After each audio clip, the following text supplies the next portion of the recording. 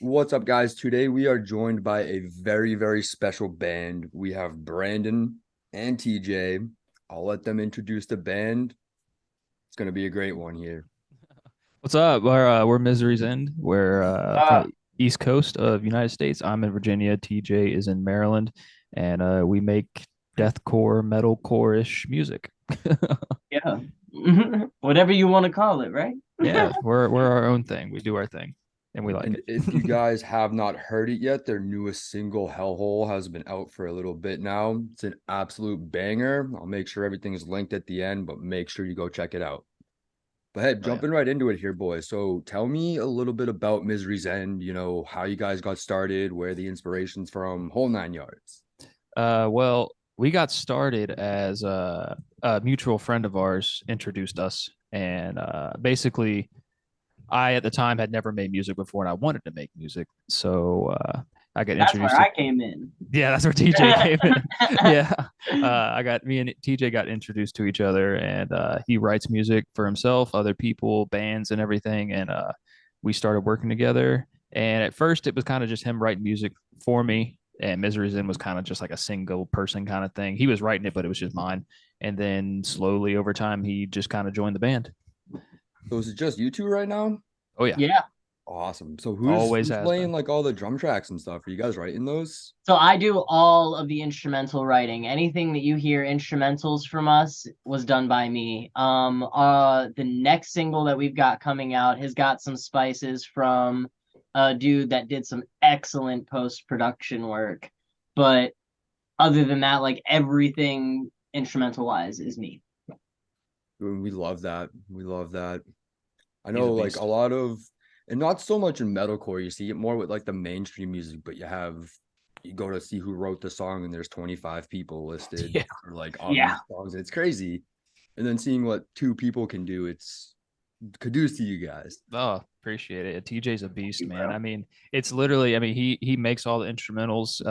We haven't written a single song while we've been with each other in person because we live a state away. I think every song we've written has been over FaceTime. Yeah, literally. Wow. Yep. He just does his thing and we just throw ideas back and forth and usually starts off with I give him like some like inspiration tracks, like tracks that I really like at the time that I want the song to kind of like sound like, I guess. And And then he I go basically just spice it with mine. yeah, I spice it with my feel. yep, Hell yeah. exactly. Like for example, the beginning of Hellhole, like that like 30-second intro where it's kind of building up.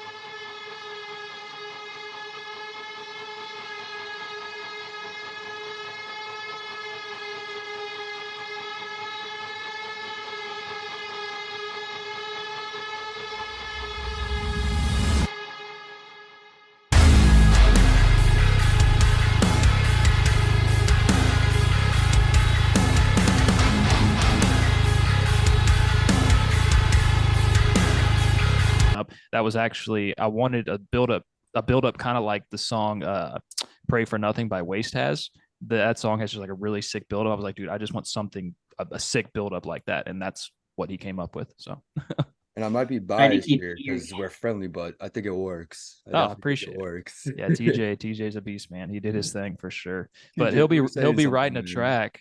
He'll be writing a track and then like he'll do something and sometimes I can tell he's kind of like and I'll just be like I'll just like make the guitar rhythm with my mouth, like make the noise and he'll be like, "Oh yeah, okay." And then he'll just do it from there. We go back and forth. It's And it's it's that's it's a that's fun all over process. FaceTime. Yep, all of it's over Literally. Crazy, FaceTime. man. Absolutely crazy. Yep. So you guys talked about Hellhole a little bit, but obviously I've looked at a couple other things, the Mhm. catalog, what you guys got so far. Mhm. A song with Kellen Quinn, right? Or No. is that a Oh complete? no, nah. You saw Quinn Harknett. Yeah, yeah, Is yeah, that who yeah, it yeah. was? Yeah, Okay. yeah. Yeah, All he's right. sick, sick, sick vocalist from up in Canada. Really cool dude. Oh yeah, he was a guy that we had featured on the last song on our EP that came out last year, and he's a good friend of ours. He's a monster vocalist, and Absolute beast. yeah, we just got him on that last track just to end that EP with an absolute banger. Okay. So I'm getting names mixed up here, but that's awesome. That Yeah. track was dope. That's why I asked. Oh yeah, yeah. That whole release, that whole EP was just a DIY thing that we put together. TJ did Yeah, all the that. mixing and everything on it. So Yeah, I was gonna say that was all mixed and mastered by me and everything as well. And it's funny enough, like honestly, the step up of like even where I have gotten since that is ridiculous. Like the quality jump has been terrifying, and that's what's honestly like, now I'm getting even better quality with my stems and everything like that we're sending out to have mixed and mastered by other people now, and it's exactly why we're getting the products that we're getting currently. I've sent people our demos, just our demos, and people have thought they're like full production tracks. Even the stuff you sent me sounded awesome. Oh yeah. Like it, Mm-hmm. like obviously when you go get it professionally mixed by somebody who like that's their profession, it's gonna take it to that next level. Oh But yeah. that was like almost ready to go anyways. It was And honestly really good before we even that sent it leads to into my anybody. next question, and you guys touched on it a little bit, which like already surprised me. But how do you tell me a little bit more about the planning without you guys actually being in person together? Like that blows my mind. You talking about just like the songwriting process and how we plan Yeah, it? like I feel like at least like if I was gonna Okay. partake in that, I'd have to be with the people I'm writing the song with. I feel like I wouldn't be able Mm-hmm. to like do it otherwise. I'll All let right, TJ. look. Yeah, I was gonna say I can break this down perfectly for you, bro. So Please, like man, have the the floor. way that I work anyways when it comes to writing instrumentals is I'm good at hearing something and feeling an emotion from it and portraying that same emotion. Okay. So what I go for is the vibe. It's not a matter of sound when it comes to the music that I write. And so when we're sitting here talking about tracks, we don't talk about sounding exactly like one band or exactly like one, you know what I mean? Like one genre or whatever. We do not do that ever. Our goal is to hit certain vibes. That's literally the whole point. And that honestly, I think is something that helps the writing process being, a 3-4 hour difference away from each other all the time and writing over video chat. You know what I mean? Like, because Brandon will come to me, like he said, with, a few songs or, something like just even a single song that we're like, we should get something that's got like this vibe going. Right. And so we'll sit down and I'll, like listen to the song a couple times and I'll like think about some stuff and then I'll pick up the guitar and get right on it. And it just builds itself from there, literally every time. Think about it this way. I don't spend more typically than about 2.5 hours writing a song. Wow, really? Oh And yeah. I'm a see, fast worker.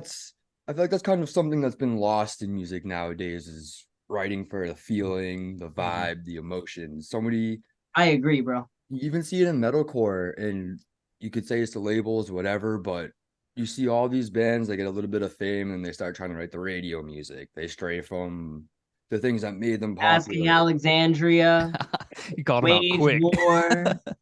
I was Come on, one of bro. their like newer songs had come on the other day, and I was just thinking, I was like, this sounds like an 80s like soft rock Dude, song. it's Like, still tight. Like the music is still excellent. Okay. of They are course. still like an overly talented group of dudes. And Danny's voice has Oh yeah. honestly grown to be amazing. Okay. Because like you're talking about a dude that damaged his vocals so bad throughout his literal teen years in a metalcore band and still ended up coming out of it being able to sing like that. Yeah. Bro, come on. Into the fire. And you see a lot Boy. of that Like, too. People just, I know screaming is hard to do. I can't, if you both heard me do it right now, you'd laugh at me. But you see when Nah. a lot of these bands get started younger, even like Avenged Sevenfold, way, way back, Mm-hmm. these people are just ruining their voice.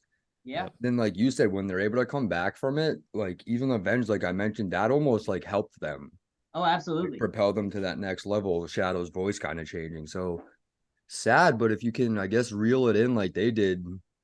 Exactly, bro.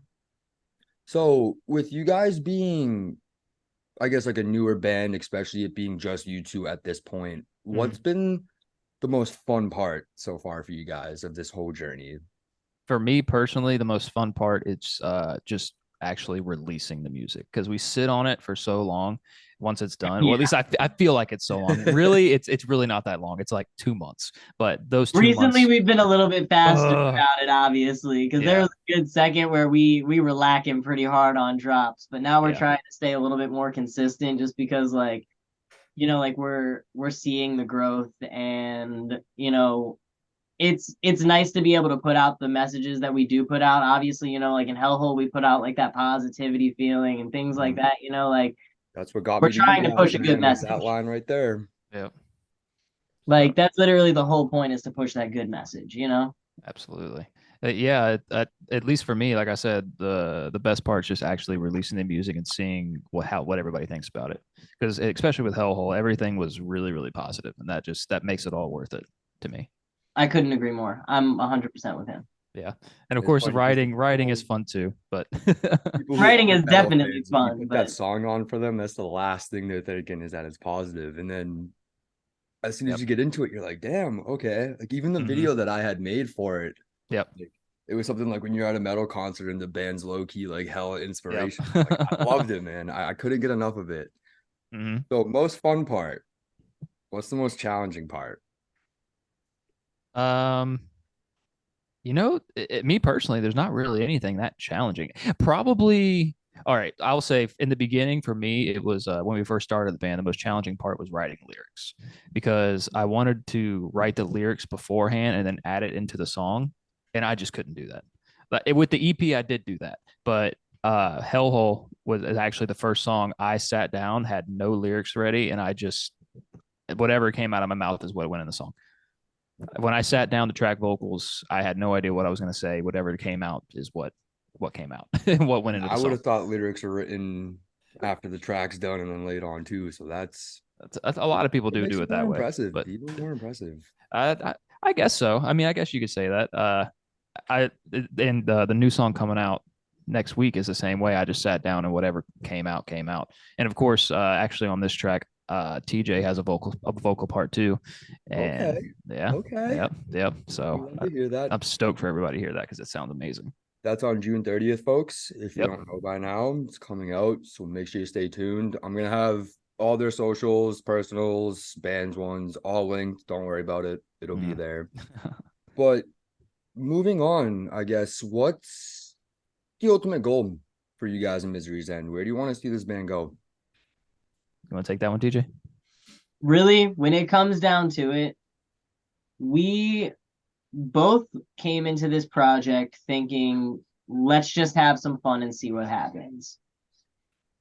That was literally 100% like when after the first EP, and that got released, and then Brandon came to me, and we decided to say, whatever, I guess I can join the band, and we can just do this together because it's fun. We're having fun doing it. We've gotten really close in the time of writing the EP, because the EP was almost a year's process, bro. Mm-hmm. Like Wow. we were working on that for a minute.